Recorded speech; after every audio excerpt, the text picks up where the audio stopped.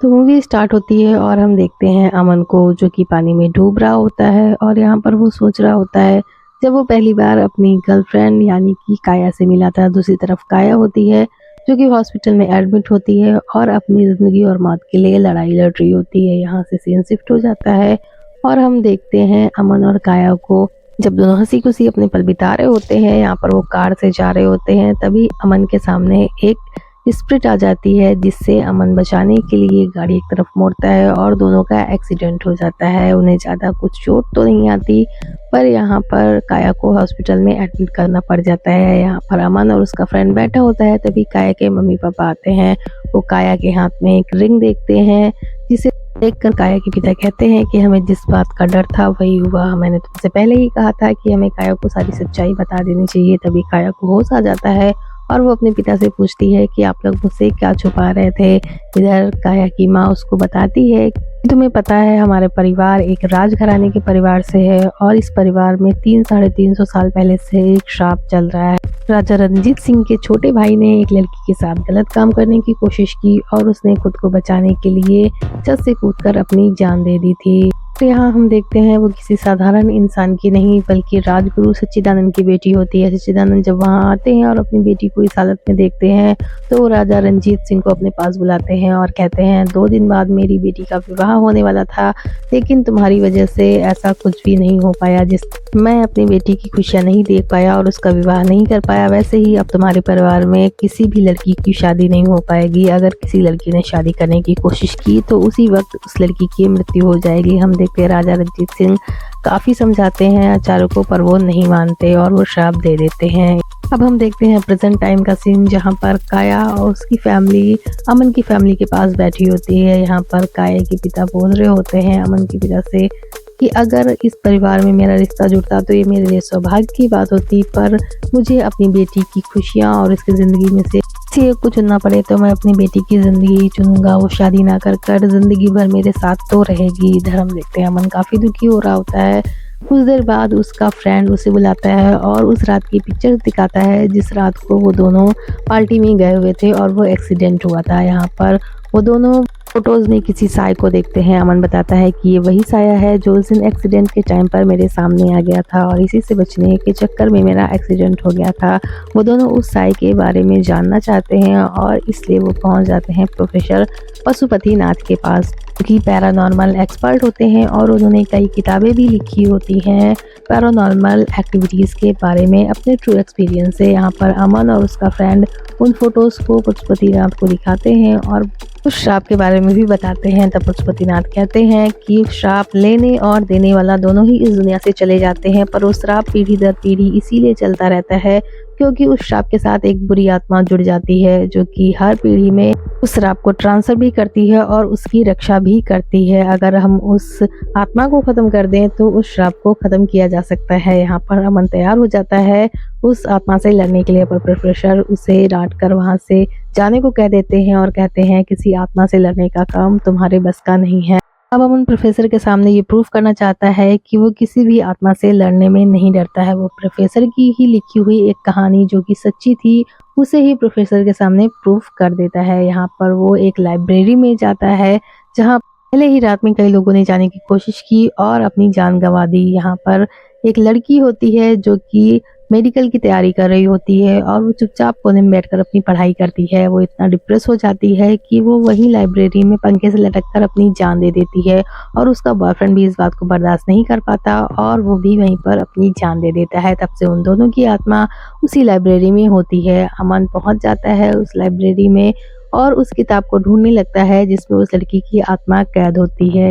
अब यहाँ पर अमन उस किताब को ढूंढ रहा होता है, तभी उन्हीं किताबों से अमन के ऊपर एक के बाद एक हमला हो जाता है। वो खुद को बचाने के लिए एक तरफ जाता है और वहीं पर उसे वो किताब भी मिल जाती है। दरवाजे की दूसरी तरफ से भी उस लड़की की आत्मा अमन को पकड़ने की कोशिश करने लगती है, पर यहाँ पर अमन वहाँ से भागने में कामयाब हो जाता है और उस किताब को लेकर पहुँच जाता है प्रोफेसर के पास। हम देखते हैं प्रोफेसर उस किताब को देखकर अमन से इम्प्रेस हो जाते हैं। यहाँ पर अमन कहता है कि मैं किसी भी आत्मा से लड़ने में नहीं डरता, बस अपनी काया को खोने से डरता हूँ। अब प्रोफेसर अमन से इम्प्रेस हो जाते हैं और कहते हैं लास्ट टाइम जिससे भी मिलना हो मिल लो, क्योंकि आगे क्या होगा ये किसी को भी नहीं पता। अमन काया के पास आता है और उसे एक रिंग देता है। वो उसे सिर्फ इतना कहता है कि वो मुंबई जा रहा है किसी काम से। दूसरी तरफ प्रोफेसर अमन और उसका दोस्त निकल रहे होते हैं उस आत्मा को ढूंढने के लिए, पर उससे पहले प्रोफेसर एक चिट रखता है माताजी के चरणों में, जो कि अपने आप ही उड़कर गिर जाती है और उसमें आग लग जाती है। ये चिट काया की सुरक्षा के लिए होती है। तब प्रोफेसर अमन से पूछता है कि क्या तुमने काया से मिलकर उसे कुछ दिया था। अमन बताता है कि हाँ, उसने एक रिंग दी थी काया को। यहाँ हम देखते हैं काया पार्टी से वापस आ रही होती है, तभी उसे रास्ते में कोई लेटी हुई दिखाई देती है। उसे कार में भी वही साया नजर आता है। वो उतरकर भागने लगती है, तब उसे अमन जाकर बचाता है। हम देखते हैं अमन और काया जब घर आते हैं तो अमन उसे सारी सच्चाई बताता है। काया पहले तो गुस्सा करती है, फिर अमन के पास आकर बोलती है कि सिर्फ तुम ही मुझसे प्यार करते हो, मैं तुमसे प्यार नहीं करती। अब ये लड़ाई हम लोग साथ मिलकर लड़ेंगे। हम देखते हैं प्रोफेसर अमन और सभी लोग पहुंच जाते हैं एक मूवी थिएटर में, जो कि काफी टाइम पहले जलकर राख हो चुका था और यहाँ पर कई लोग भी मारे जा चुके थे। यहाँ पर प्रोफेसर एक बॉल अंदर फेंकते हैं जिसमें अमन और काया को उस बॉल को ढूंढना होता है और यहीं पर एक स्प्रिट उनसे संपर्क कर उन्हें आगे का रास्ता भी बताने वाली होती है। हम देखते हैं काया के हाथ पर कुछ खून की बूंदें गिरती हैं और साथ ही लोगों को क्लू मिल जाता है अपने रास्ते पर आगे बढ़ने का। काया के हाथ पर जो खून की बूंदें गिरी होती हैं वो मगहा का नक्शा होती है, जो कि अब महिपालपुर हो चुका होता है। चारों उस रास्ते पर निकल जाते हैं और पहुंच जाते हैं महिपालपुर। यहाँ पहुंचकर वो एक कॉटेज में रुकते हैं। जो सर्वेंट होता है वो उन्हें बताता है कि यहाँ पर ज़्यादा कोई आता जाता नहीं, इसलिए मैं यहाँ पर रात में नहीं रुकता हूँ। हम देखते हैं प्रोफेसर को कुछ आवाज़ सुनाई देती है तो वो छत पर जाते हैं। यहाँ पहुँचकर उन्हें एक बड़ी सी दीवार दिखाई देती है जो कि मगहा जेल की होती है। रात में काया सो रही होती है तो उसे कुछ आवाज़ सुनाई देती है।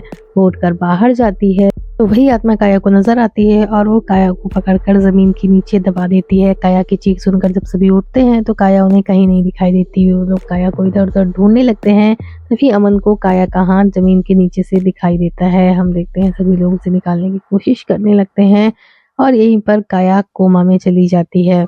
यहाँ सभी लोग काया के रूम के बाहर बैठे होते हैं, तभी अमन को फोन पर पानी की कुछ बूंदें गिरती हुई सुनाई देती हैं। वो जाकर जब उस फोन को उठाता है तो उसमें काया की आवाज़ होती है जो अमन से कह रही होती है कि मुझे बचा लो, वो मुझे लेकर जा रही है। यहाँ प्रोफेसर अमन के पास आता है और उससे पूछता है कि तुम्हें क्या आवाज़ सुनाई दी। अमन उसे अपनी बात बता ही रहा होता है, तभी वहाँ पर काया के पिता और अमन के पिता दोनों ही आ जाते हैं। अमन को अपने साथ वापस चलने के लिए कहते हैं। अमन उन्हें मना कर देता है और कहता है मैं अपने प्यार के लिए इतनी दूर आ गया हूँ तो अब यहाँ से वापस नहीं जाने वाला। अमन के पिता इस बात से गुस्सा होते हैं और उसे वहीं छोड़कर वापस चले जाते हैं। हम देखते हैं अमन, प्रोफेसर और उसका दोस्त तीनों ही पहुंच जाते हैं मगहा जेल पर, जहाँ पर उन्हें वो दस्तावेज ढूंढने होते हैं जिसमें पुराने कैदियों के नाम और उनका पता लिखा होता है। अमन कहता है कि ये ढेर सारे हैं और हमारे पास वक्त बहुत ही कम है। तब प्रोफेसर एक क्रिया करते हैं जिसमें पानी के अंदर अपनी सांस रोककर कोई भी इंसान भूतकाल में जा सकता है, पर यहाँ पर एक सांस में ही उस जगह को और उस इंसान को ढूंढना होता है। अमन इसके लिए तैयार होता है तो सुबह से मना कर देता है। वो कहता है तुम्हें तैरना तो आता नहीं है और तुम पानी के अंदर जाने को तैयार हो। यहाँ पर सुबह पानी के अंदर जाता है जिसमें प्रोफेसर उसकी मदद करते हैं।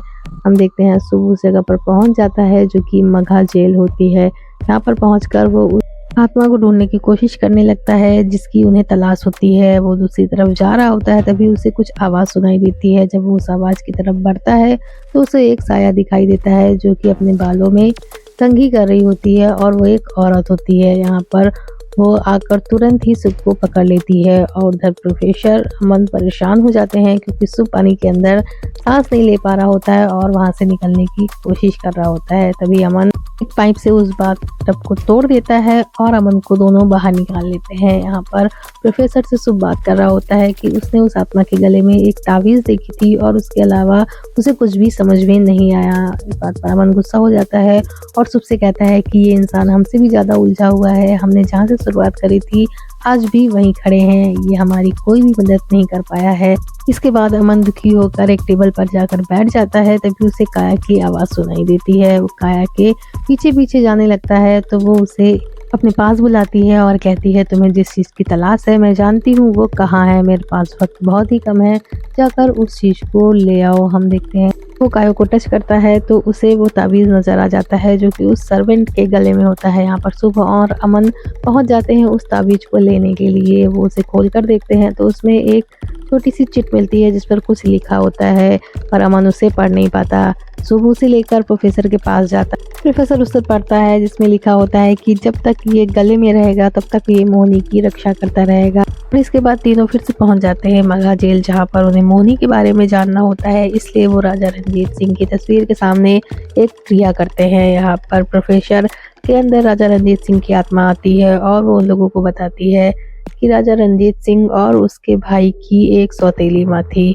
और वो थी मोहिनी। मोहिनी ये चाहती थी कि राजा गद सिंह अपना सारा राज्य उसके हवाले कर दे ताकि वो उस राज्य पर राज कर सके। उसे ये डर था कि कहीं राजा रणजीत सिंह और उसका भाई मिलकर उसे दासी की जिंदगी जीने पर मजबूर ना कर दें। इसी डर के चलते जिस दिन महल में जश्न हो रहा होता है उसी दिन वो कुछ हत्यारों को बुलाती है अपनी एक दासी की मदद से। यहाँ पर वो राजा गज सिंह को मरवा देती है उन हत्यारों की मदद से।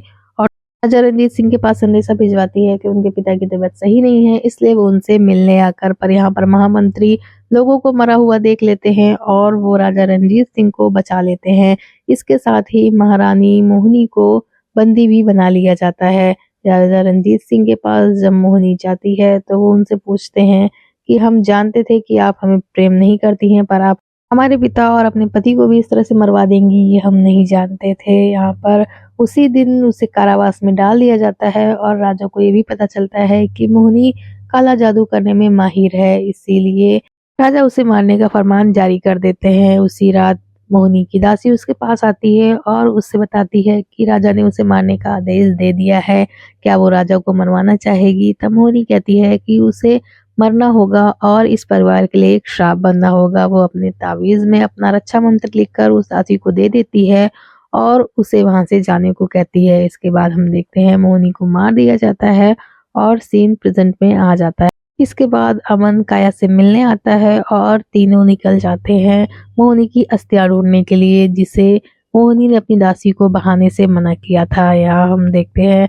अमन और प्रोफेसर शुभ मिलकर उन अस्थियों को ढूंढने के लिए उसी रिवर पैलेस में पहुंच जाते हैं जहाँ पर पहले राजा रणजीत सिंह रहा करते थे। अब यहाँ पर प्रोफेसर उसी तरह बॉल में कुछ लिखकर उसे अंदर की तरफ फेंकते हैं। अब बॉल वहीं पर जाकर रुक जाता है जहां पर मोहिनी की अस्थियां होती हैं। हम देखते हैं तीनों उसे ढूंढने में लग जाते हैं और वहीं पर एक जगह कई सारे कलश बने होते हैं जिस पर अमन की नजर जाती है और उन्हें वो अस्थियां मिल जाती हैं। वो तीनों मिलकर उन अस्थियों को निकालने ही लगते हैं, तभी बाहर से किसी की चीखने की आवाज आती है। अब प्रोफेसर बाहर जाकर देखता है तो उनकी बोट पानी में काफी दूर जा चुकी होती है। प्रोफेसर पानी के पास ही खड़ा होता है, तभी एक हाथ निकालकर प्रोफेसर को पानी में खींच लेता है। दूसरी तरफ अमन उन अस्थियों को निकालकर एक कपड़े में बांध ही रहा होता है, तभी वहां प्रोफेसर आता है जो उन लोगों को अपने साथ चलने को तो कहता है, पर कुछ ही देर बाद वापस पलटकर उन अस्थियों को मांगने लगता है। अब यहाँ पर प्रोफेसर के अंदर मोहिनी की आत्मा आ चुकी होती है और वो उन दोनों से कलश छिनाने की कोशिश करने लगती है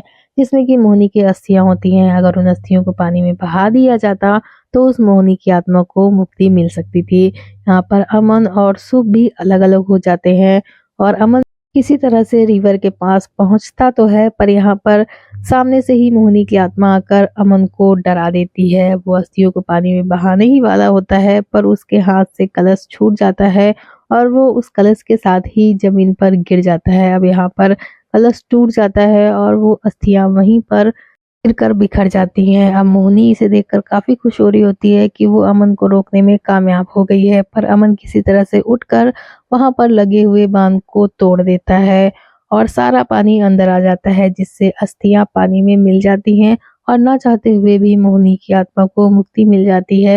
यहाँ पर अमन को तैरना नहीं आता, इसलिए वो पानी में डूबने लगता है, तभी उसे शुभ आकर बचा लेता है और दूसरी तरफ काया की सर्जरी भी कामयाब हो जाती है और उसे भी होश आने लगता है और साथ ही काया की फैमिली पर लगा हुआ वो श्राप भी खत्म हो जाता है जिसकी रक्षा मोहिनी कर रही थी। यहाँ पर अमन डूबते हुए यही सोच रहा होता है कि अगर अपने प्यार के लिए इंसान ठान ले तो वो किसी से भी लड़ सकता है, फिर चाहे वो कोई आत्मा हो या चाहे भगवान ही क्यों ना हो।